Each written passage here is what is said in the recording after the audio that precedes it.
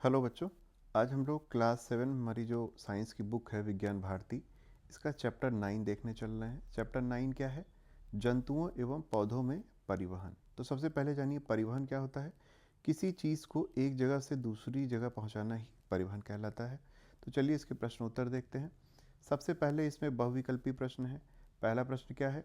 पौधों में जल का परिवहन होता है। तो पौधों में जल का परिवहन किस प्रकार से होता है? तो बेटा पौधों में दो प्रकार के संवहनी ऊतक पाए जाते हैं, एक होता है जाइलम और दूसरा होता है फ्लोएम। तो जाइलम जो होता है ये जल का परिवहन करता है, ये जड़ों से जो जल लेता है इसको ऊपर पत्तियों तक पहुंचाता है। और फ्लोएम जो होता है ये जो पत्तियों में भोजन बनता है उसे नीचे उसके सभी प्रमुख भागों में पहुंचाता है। तो इसे याद रखने की ट्रिक क्या है? ज से जल होता है और जा से ही जाइलम होता है, और अगर एक जल को पहुंचा रहा है तो दूसरा पोषक तत्वों को पहुंचा रहा होगा। तो सीधी सी बात है, इसका उत्तर होगा जल का परिवहन कौन करता है? जाइलम। फिर दूसरा प्रश्न है, जड़ों द्वारा जल के अवशोषण की दर को बढ़ाया जा सकता है। तो बेटा जो पौधे होते हैं उसकी जो जड़ें होती हैं वो पानी को खींचती हैं ज़मीन से।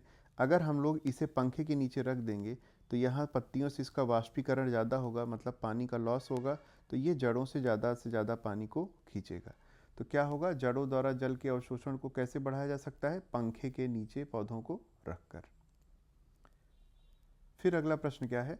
रक्त का लाल रंग किस वर्णक के कारण होता है? तो हम जानते हैं रक्त हमारे उसमें आरबीसी होती है, श्वेत रक्त कणिकाएं होती हैं डब्ल्यूबीसी, और तीसरी होती है प्लेटलेट्स। प्लेटलेट्स।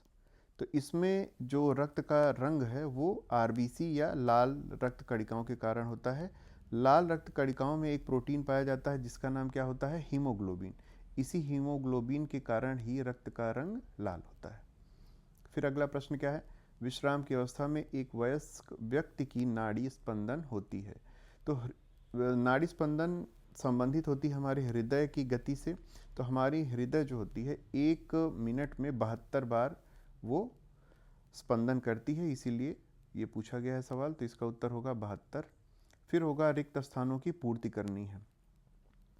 तो वे रक्तवाहिनियाँ जो हृदय से ऑक्सीजन युक्त रक्त को शरीर के सभी भागों में ले जाती हैं उसे क्या कहते हैं? तो बेटा 3 प्रकार की रक्तवाहिनियाँ होती हैं, एक होती है धमनी, एक होती है शिरा और एक होती है केशिका। तो इनके कार्य क्या हैं? धमनी हृदय से जो शुद्ध रक्त होता है उससे शरीर के विभिन्न अंगों तक पहुंचाती है, और शिराएं उन अंगों से जो अशुद्ध रक्त होता है, अशुद्ध रक्त मतलब जिसमें कार्बन डाइऑक्साइड होती है, उसे पुनः हृदय तक पहुंचाती है। और जहाँ पे धमनियाँ और शिराएं मिलती हैं उस जगह को क्या कहते हैं? वहाँ पे जो रक्तवाहिनियाँ होती हैं उसको क्या कहते हैं? केशिका कहते हैं। तो यहाँ पे क्या पूछा है? वे रक्तवाहिनियाँ जो हृदय से ऑक्सीजन युक्त रक्त को शरीर के सभी भागों में पहुँचाती हैं उसको क्या कहते हैं? धमनियाँ कहते हैं। इसी तरह वे रक्तवाहिनियाँ जो कार्बन डाइऑक्साइड युक्त रक्त को शरीर के सभी मार्गों से वापस हृदय में ले जाती हैं उसे क्या कहते हैं? शिराएँ कहते हैं। हृदय का लयबद्ध शिथिलन और संकुचन क्या कहलाता है? स्पंदन कहलाता है। तो हृदय 1 मिनट में 72 बार स्पंदन करता है, और यही इसमें प्रश्न में पूछा गया है, स्पंदन। फिर है पौधों में भोजन के संवहन के लिए क्या होता है? फ्लोएम। तो मैंने बताया था जल के लिए जाइलम और भोजन के लिए फ्लोएम। तो पौधों में भोजन के संवहन के लिए फ्लोएम नामक ऊतक पाए जाते हैं। प्लेटलेट्स रुधिर को थक्का बनाने में सहायक होती हैं। जब भी हमें चोट लग जाती है तो वहाँ पे प्लेटलेट्स आती हैं, प्लेटलेट्स वहाँ पे रक्त का थक्का जमाती हैं जिससे रक्त का स्राव कम से कम हो। चलिए अब हम लोग देखते हैं हमारा तीसरा प्रश्न। तीसरा प्रश्न क्या है? हमें स्तंभ का और स्तंभ खा को मिलाना है। तो इसमें भी वही है, जाइलम जा से जाइलम जा से जल। जाइलम किसका परिवहन करता है? जल का करता है। स्टेथोस्कोप, आपने डॉक्टर्स को देखा होगा वो हृदय की नाड़ी आपको देखने के लिए किसका यूज़ करते हैं? स्टेथोस्कोप का प्रयोग करते हैं। फिर फ्लोएम किसका करता है? भोजन का परिवहन करता है। रोगाणुओं का भक्षण कौन करता है? बेटा मैंने बताया था 3 प्रकार की रक्त कणिकाएं हैं, एक आरबीसी, दूसरी है डब्ल्यूबीसी और तीसरी थी प्लेटलेट्स। प्लेटलेट्स। तो यहाँ पे आरबीसी क्या करती है? ऑक्सीजन और कार्बन डाइऑक्साइड का परिवहन कर रही है। डब्ल्यूबीसी क्या कर रही है? डब्ल्यूबीसी हमारे शरीर में रोगाणुओं का भक्षण करती है, मतलब बाहर से अगर कोई चीज़ आई तो उसको नष्ट करने का कार्य कौन करेगा? डब्ल्यूबीसी करेगी। फिर पेड़ों की पत्तियों में रंध्र पाए जाते हैं, तो उनका कार्य क्या होता है, वहाँ से वाष्पोत्सर्जन होता है और गैसों का आदान प्रदान होता है। तो यहाँ पे वाष्पोत्सर्जन दिया गया है, तो उसे हम लोग लगा देंगे। अब हम लोग अपना प्रश्न 4 देखते हैं। इसमें क्या है कि इसमें सही गलत का निशान लगाना है। इसमें क्या कह रहा है कि मनुष्य की लाल रुधिर कणिका केंद्रक युक्त होती है, तो ये गलत कह रहा है, लाल रक्त कणिकाओं में केंद्रक नहीं पाया जाता है।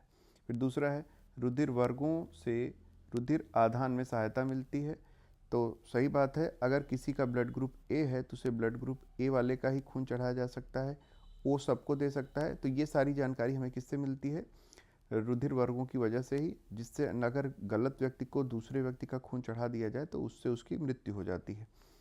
फिर अगला प्रश्न है रुधिर वर्गों का निर्धारण एंटीजन द्वारा किया जाता है, ये भी सही है। फिर अगला है स्वस्थ मनुष्य का रक्तदाब 120 मिलीमीटर ऑफ एचजी होता है, तो ये भी सही है। एक स्वस्थ मनुष्य के रक्त का दाब 120 मिलीमीटर एचजी ही होता है। फिर है रुधिर के कार्यों को लिखना है हमें। रुधिर के कार्य क्या हैं, तो रुधिर का प्रमुख कार्य ऑक्सीजन तथा कार्बन डाइऑक्साइड का परिवहन है। इसके अतिरिक्त यह विभिन्न प्रकार के प्रोटीन तथा उत्सर्जी पदार्थ का भी परिवहन करती है। रुधिर की श्वेत रक्त कणिकाएं प्रतिरक्षा का कार्य करती हैं, जबकि प्लेटलेट्स रुधिर का थक्का जमाने में सहायता करती हैं, जो चोट लगने पर रक्तस्राव को रोकता है। तो ये हो गए हमारे रुधिर के कार्य।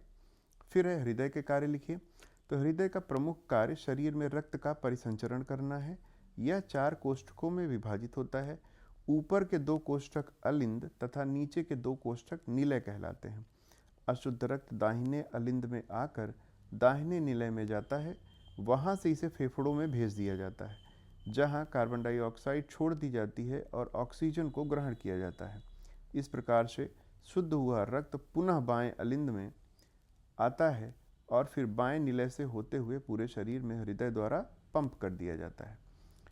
इस प्रक्रिया में हृदय संकुचन और शिथिलन की क्रिया करता है। इसी को सम्मिलित रूप से हृदय स्पंदन या धड़कन कहते हैं। स्वस्थ मनुष्य 1 मिनट में 72 बार हृदय स्पंदन करता है। तो ये हमारे प्रश्न का उत्तर हो गया। अगला है रक्त लाल रंग का क्यों दिखाई देता है। तो मैंने पहले बताया था, लाल रुधिर कणिकाओं में उपस्थित हीमोग्लोबिन नामक रंग युक्त प्रोटीन होता है, इसी के कारण रक्त का रंग लाल दिखाई पड़ता है। अगला प्रश्न क्या है, पौधों तथा जंतुओं में परिवहन क्यों आवश्यक है। तो पौधों एवं जंतुओं में भोजन, पानी और उत्सर्जी पदार्थ आदि को एक अंग से दूसरे अंग तक पहुंचाने के लिए परिवहन की आवश्यकता होती है। तो ये सारे प्रश्न हैं। फिर आपको दिया गया है मानव हृदय का काट का एक नामांकित चित्र बनाना है, तो यही चित्र आपका बनेगा। देखिए, अभी हम लोग पिछले प्रश्न में देखे भी थे, 2 अलिंद होते हैं ऊपर की तरफ और 2 निलय होते हैं नीचे की तरफ। रक्त पहले आता है आपके दाहिने अलिंद में, यहाँ से ये आएगा दाहिने निलय में और यहाँ से ये भेज दिया जाता है फेफड़ों में। फेफड़ों में ये रक्त शुद्ध होने के बाद पुनः लौटता है बाएं अलिंद में और बाएं अलिंद के बाद बाएं निलय में आता है और यहाँ से पूरे शरीर में ये शुद्ध रक्त भेज दिया जाता है। तो इस प्रकार से हमारा हृदय कार्य करता है और ये उसका नामांकित चित्र हो गया, दायां अलिंद, बायां अलिंद।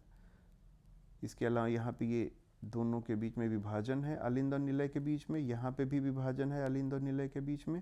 ये हो गया दायां निलय और बायां निलय। तो इस प्रकार से हमारा ये चैप्टर समाप्त होता है बच्चों। अगले चैप्टर में हम लोग फिर से मिलेंगे।